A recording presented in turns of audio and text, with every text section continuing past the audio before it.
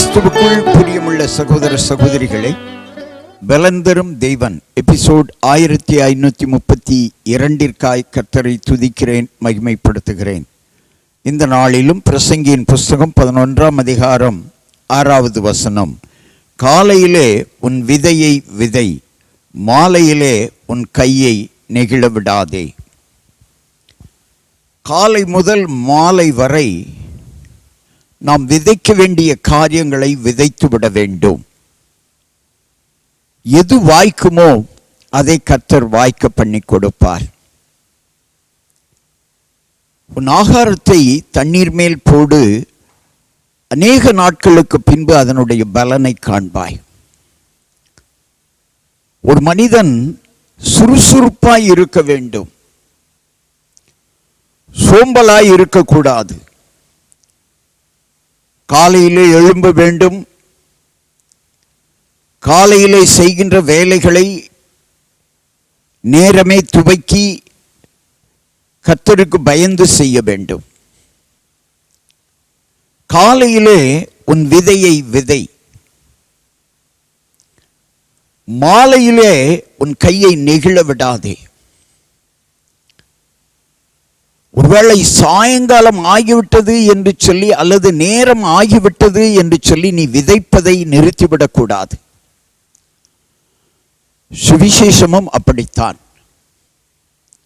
காலையிலிருந்து மாலை வரை ஊழியர்கள் சுவிசேஷ விதையை விதைக்க வேண்டும்.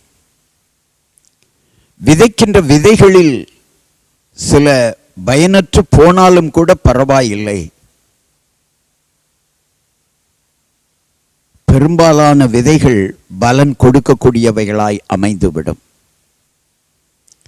எனவே காலையிலே என்பது ஒரு சுறுசுறுப்பை காட்டுகிறது, சோம்பலை நீக்குகிறது. படிக்கின்ற மாணவர்களுக்கு கூட காலை வேளையில பாடங்களை படிப்பார்களானால் அவர்களுக்கு மனதிலே தங்கும். எனவே காலையிலே உன் விதையை விதை, மாலையிலும் உன் கையை நெகிழ விடாதே.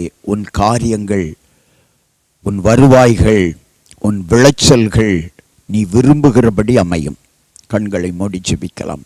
எங்களை நேசிக்கிற நல்ல தகப்பனே, காலையிலே விதைக்கிறவர்கள் மாலை வரை தங்கள் கையை நெகிழ விடாமல் விதைப்பார்களானால் நிச்சயம் அவர்கள் எதிர்பார்க்கிற காரியத்தை தேவன் நிறைவேற்றி கொடுப்பீர்.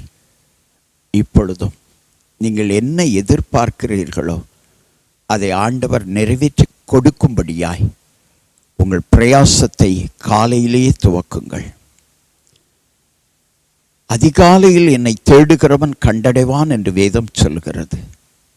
காலை வேளையில் ஜெபத்தோடு உங்கள் பிரயாசங்களை துவக்குங்கள். நிச்சயம் பலன் உண்டு. அந்த பலன் உங்கள் விருப்பத்தின் பிரகாரம் அமையும். இயேசுவின் நாமத்தில் ஜெபிக்கிறேன் பிதாவே, ஆமென்.